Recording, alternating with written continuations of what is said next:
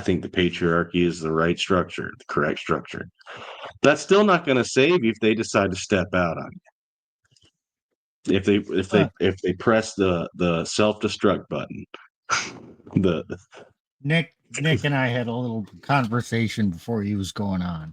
He wanted my take, and so I ranted for a bit. But one of the things he said, well, is it partner prayer?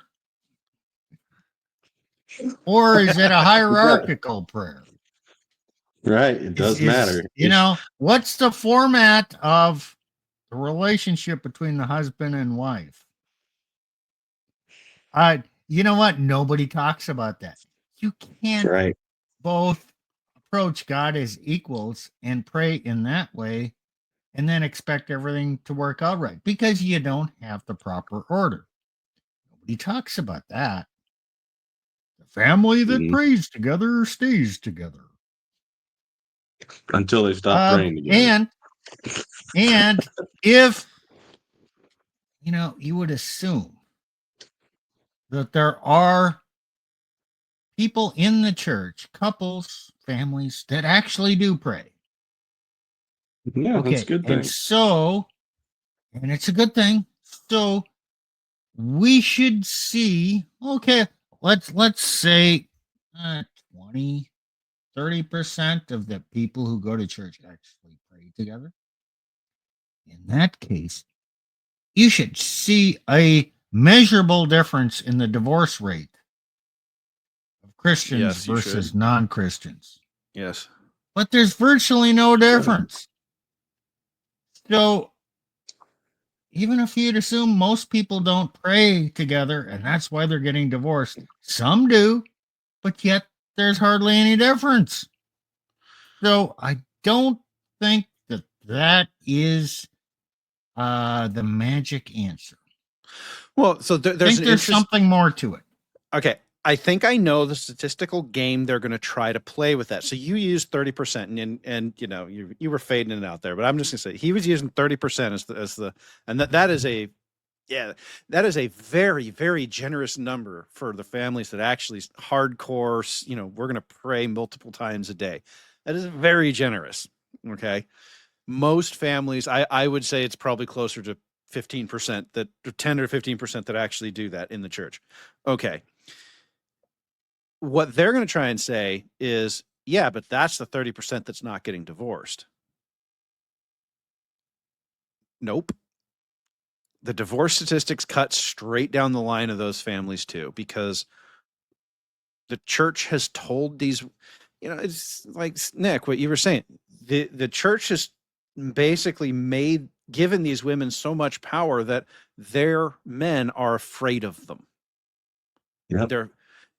And I'm going to go out and I'm going to say this, but I think that the man's fear is justified.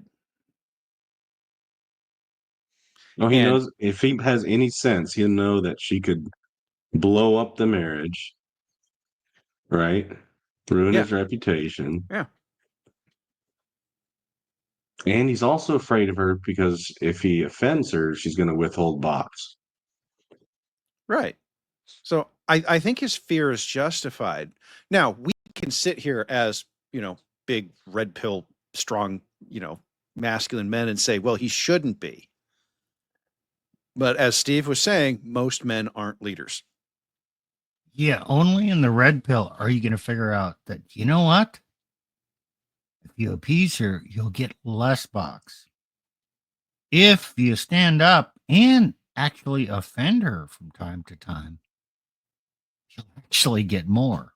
Yes, it's counterintuitive. It's true, though.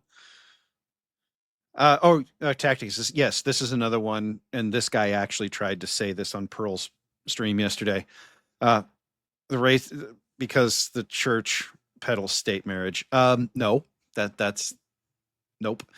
I mean, we know that's wrong, but you're right. They do try to say that, oh, well, the church, and that's one of the arguments this guy was trying to make is, oh, well, if they just practice traditional marriage, and it doesn't exist because you're LARPing or role playing. Yeah, you might believe both of you might believe that is what it is, and that may keep you together and you can practice it. But the moment one person decides no, it's over. Yeah.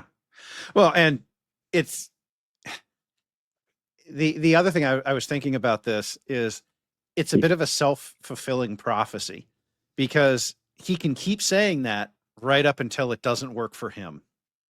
Right. You know, I've been and there. then he has I've been there. Yeah. Been there. Yeah. Been there. All the guys in the church who divorced thought that that Christianity was going to save their marriage too. Nope. Oh yeah.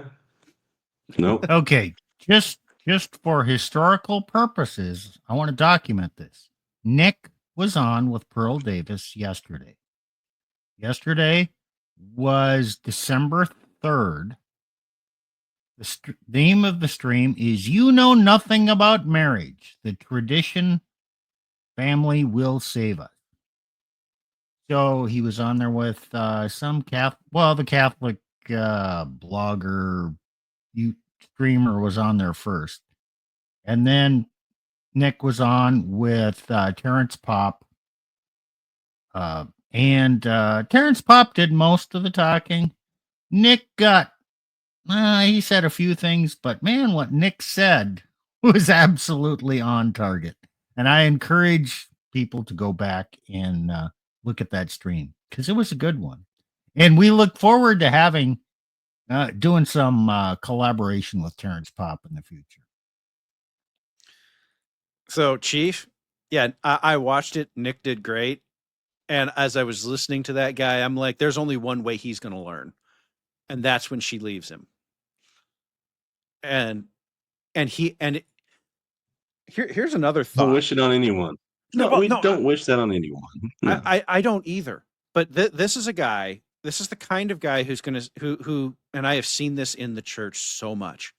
Well, my marriage didn't end, but yours did. Good So for you. You're a failure.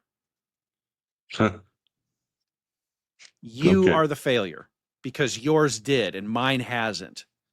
And look, half of marriages don't end in divorce. So there's a 50-50 chance that this guy makes it through to the end of the game and he's okay.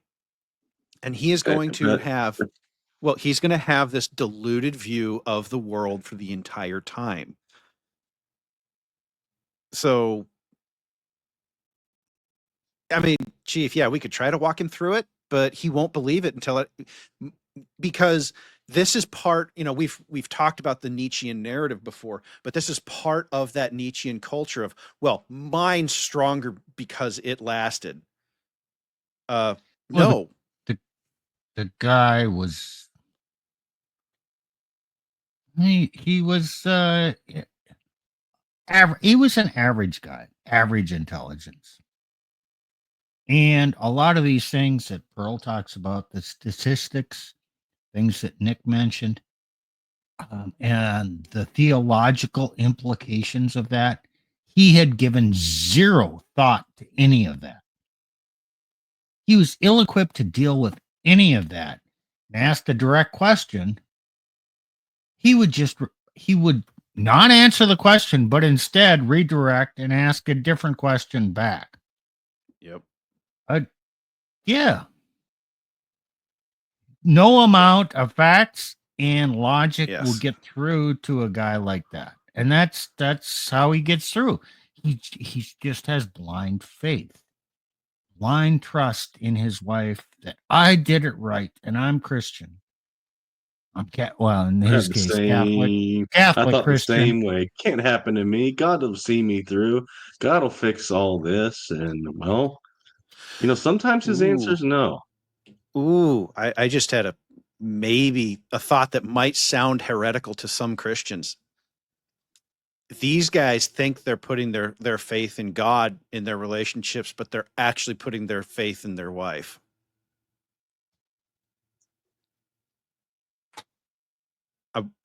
I wonder because I don't know if he understands that. Like Nick, you and I and Steve, we would recognize that there is a certain level of trust that you have to place in a woman to be your wife. And right. that there's a 50-50 shot that she's going to break it for whatever the reason is. So we can look at it and we can say, oh yeah, no, you don't trust your wife because, and when she, and if, and when she breaks it, you know, like that's the thing. It's not, I mean, it's God's doing, but it's not God's, you know, like fault, right? It's not like, it's not your fault for not believing enough in God, really, is what I'm trying to say, right? I didn't Right. faith Well, hard enough. That's a theme that's kind of developed in the last, well, throughout our streaming, but we mentioned it on Monday.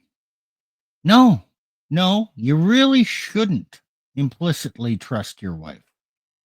You absolutely should implicitly totally love her. You're not required to trust her completely. So, yeah, there's a lack of trust because blind trust in a wife is not a good thing.